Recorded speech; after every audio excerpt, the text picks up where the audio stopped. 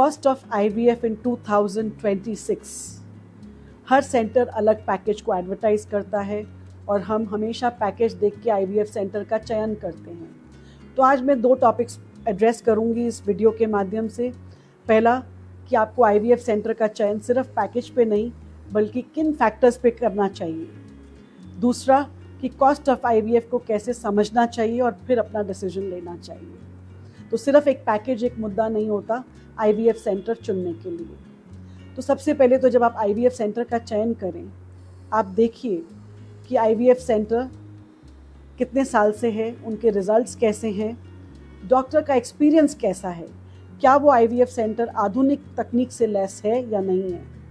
उसके बाद पूछिए कि डॉक्टर क्या आपसे बात करते वक्त अपने रिजल्ट्स को पूरा पारदर्शी तरीके से आपके साथ शेयर करते हैं या नहीं करते हैं। क्लिनिक के अंदर टेस्टिमोनियल्स होंगे, उनके पेज पे होंगे, उनकी वेबसाइट चेक कीजिए, उनका पेज देखिए। क्लिनिक में जब आप जाते हैं ऑब्जर्व कीजिए कि कितने पॉजिटिव पेशेंट्स आते हैं, उनसे कैसा हम डील कर रहे हैं, और जो नेगेटिव हैं उनके लिए भी हमने कैसे डील करके उनको रिजल्ट दिया है।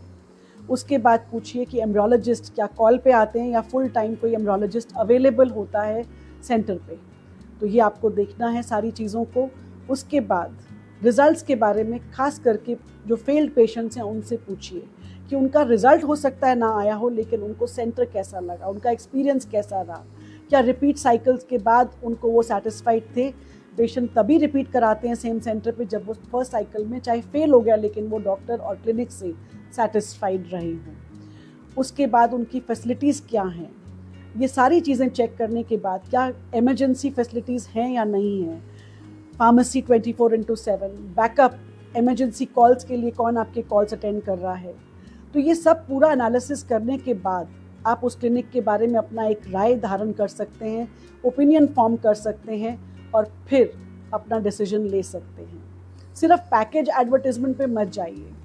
अब कॉस्ट कहीं पर भी जाएंगे, आईवीएफ की टेक्नोलॉजी सेम है, हर सेंटर की कॉस्ट लेकिन डिफरेंट होती है।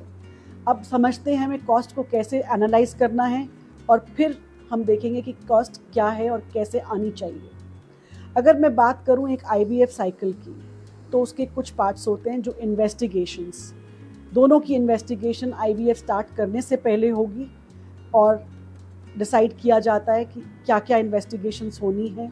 वो एक कॉस्ट, फिक्स्ड कॉस्ट आपको पहले ही बताई जाएगी और वो निश्चित तौर से आपको करानी है, चाहे आप कहीं पर भी आईवीएफ कराएंगे। दूसरा होता है स्टिम्युलेशन, जहाँ पे 10 से 12 दिन हार्मोन्स के इंजेक्शन चलते हैं, 4 से 5 बार अल्ट्रासाउंड के लिए आपको बुलाया जाता है क्लिनिक में, और जब ये अंडे अल्ट्रासाउंड पे देख के रेडी हो जाते हैं, फॉलिकल्स मैच्योर हो जाते हैं, तब आपको लास्ट ट्रिगर इंजेक्शन के बाद प्रोसीजर के लिए पोस्ट किया जाता है, वो होता है ओवम पिकअप। ये एक मेन प्रोसीजर होता है आईवीएफ साइकिल के लिए। इसमें अंडे निकाल के लैब में भ्रूण बनाया जाता है, तो लैब की कॉस्टिंग आती है, ओटी की कॉस्टिंग आती है, पिकअप की 12 दिन के स्टिम्युलेशन की कॉस्ट आती है। ये आप अलग अलग भी पूछ सकते हैं या एज अ पैकेज भी पूछ सकते हैं, जिसमें ovum pickup, stimulation injections for 10 to 12 days, ovum pickup and embryo transfer sometimes is a package, but investigations are separate, जो कि पहले किए जाते हैं। अब एम्ब्रियो ट्रांसफ़र के टाइम पे आप ज़रूर पूछिए या पिकअप के बाद ज़रूर पूछिए कितने अंडे बने थे, कितने एम्ब्रियोज बने हैं, क्या क्वालिटी थी आपके गैमीट्स की, और फ्रीजिंग अगर सरप्लस हुई है यानी क्रायो प्रेजर्वेशन, तो उसकी एडेड कॉस्ट आएगी, और वो कितनी आएगी वो सेंटर टू सेंटर वेरी करता है। तो जब कॉस्ट की बात करें तो इनको अलग अलग समझिए, investigation, stimulation, ovum pickup and embryo transfer and cryo preservation of the surplus embryos. अब इसके अलावा अगर कोई कॉस्ट आती है तो वो इंडिविजुअल होती है। आपके केस में जिस चीज़ की ज़रूरत है वो हो सकता है दूसरे पेशेंट की केस में नहीं ज़रूरत पड़ी होगी। हो सकता है आपके केस में हिस्ट्रोस्कोपी हुई हो, दूसरे पेशेंट को हिस्ट्रोलैप्रोस्कोपी बताई हो, किसी को फाइब्रॉइड्स है, एंडोमेट्रियोसिस है, या कोई और कारणवश उनका AMH लो है, तो हो सकता है उनको डोनर एग की सलाह दी गई होगी। अब IVF की कॉस्ट अलग है और डोनर एग की कॉस्ट अलग आती है, तो हर पेशेंट की कॉस्ट डिफरेंट है। कई बार पेशेंट्स कंफ्यूज हो जाते हैं इन चीज़ों को लेकर और कहते हैं वहाँ तो इतना था, यहाँ पे इतना है। तो आप स्पेसिफाई कीजिए और इन टर्मिनोलॉजीज़ को समझिए कि IVF क्या होता है, ICSI क्या होता है, और क्रायो प्रेजर्वेशन यानी फ्रीजिंग क्या होती है, और डोनर एग साइकिल क्या होती है। तो हर सेंटर आपको अलग अलग कॉस्ट बताएगा, लेकिन बहुत ज़्यादा डिफरेंस नहीं होना चाहिए।